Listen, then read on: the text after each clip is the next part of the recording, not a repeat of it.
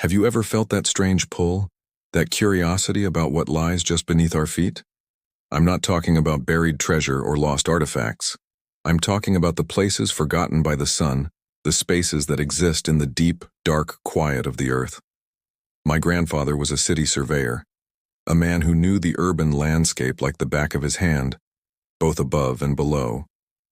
He'd tell me stories, not ghost stories in the traditional sense, but tales of the city's underbelly, its forgotten veins and arteries, tunnels that were sealed off, subway lines that were never completed, catacombs that predated the city itself. He'd always end his stories with the same warning. Some doors are closed for a reason, kid. Best to leave them that way.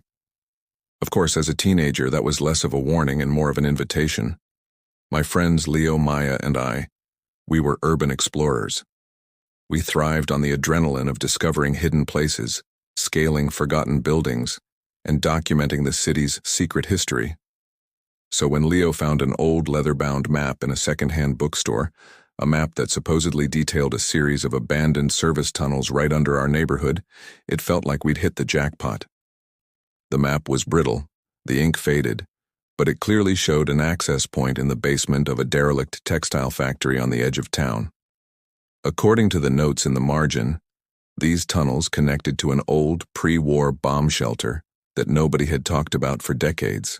The factory was exactly as creepy as you'd imagine. Broken windows stared out like vacant eyes, and the wind whistled through the decaying structure, creating a symphony of unsettling moans. Getting into the basement was the easy part. A rusted-shut door gave way with a collective shove, revealing a set of stone steps descending into musty darkness. The air immediately changed. It was thick, heavy, and smelled of damp earth and something else.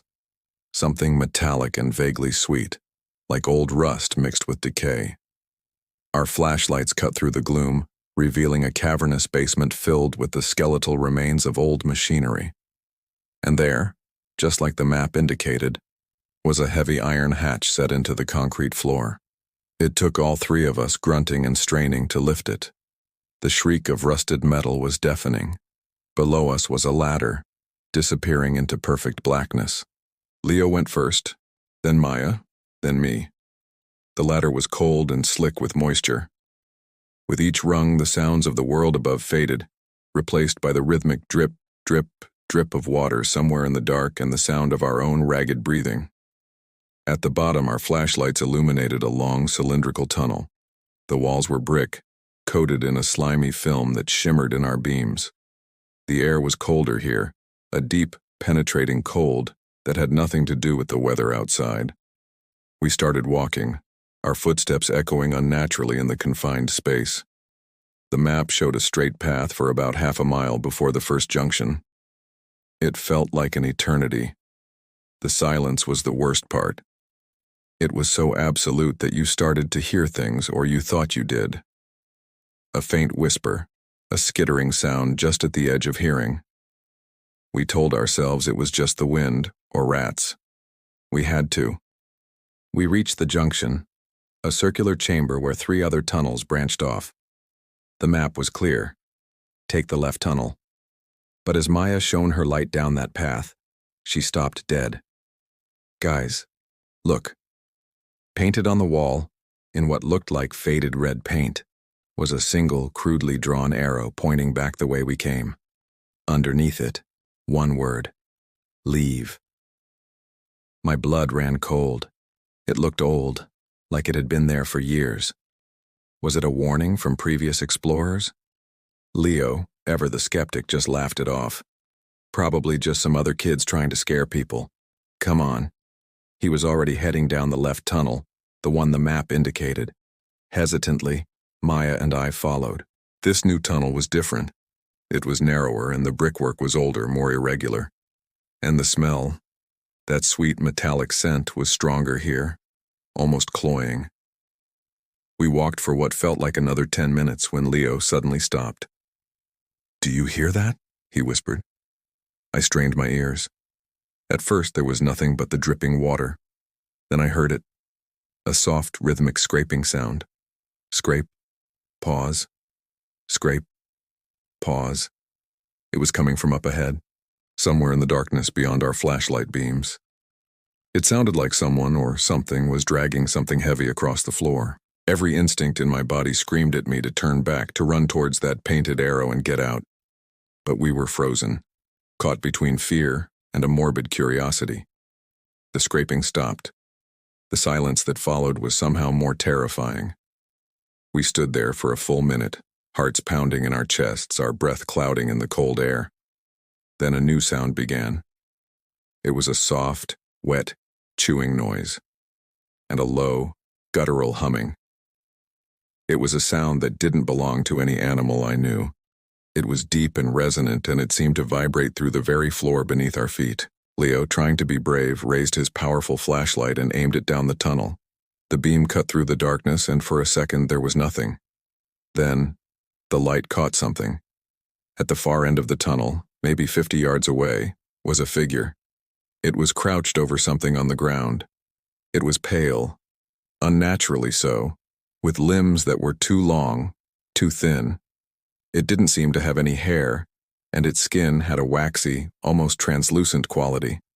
It was hunched over, its back to us, its shoulders moving rhythmically as it made that awful chewing sound. We couldn't see its face, and I thank God for that every single day. As the light hit it, the humming stopped. The creature slowly, deliberately turned its head. The movement was jerky, unnatural, like a marionette on a string.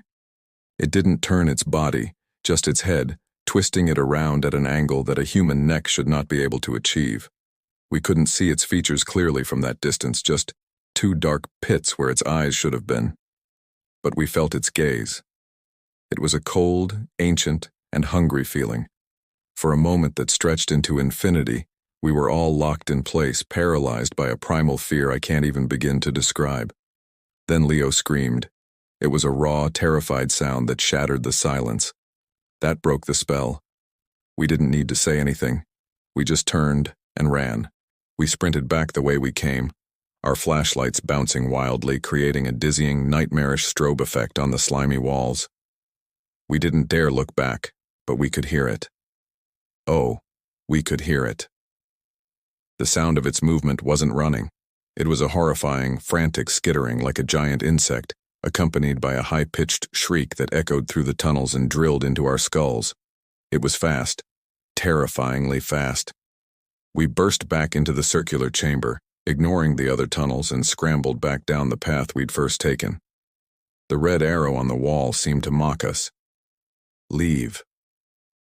We should have listened. The climb up the ladder was a desperate, panicked scramble.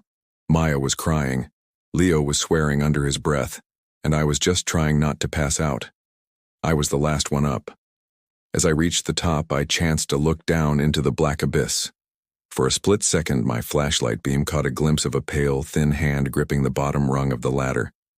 I screamed and slammed the heavy iron hatch shut. The sound of its sealing was the most beautiful sound I have ever heard. We didn't stop to rest.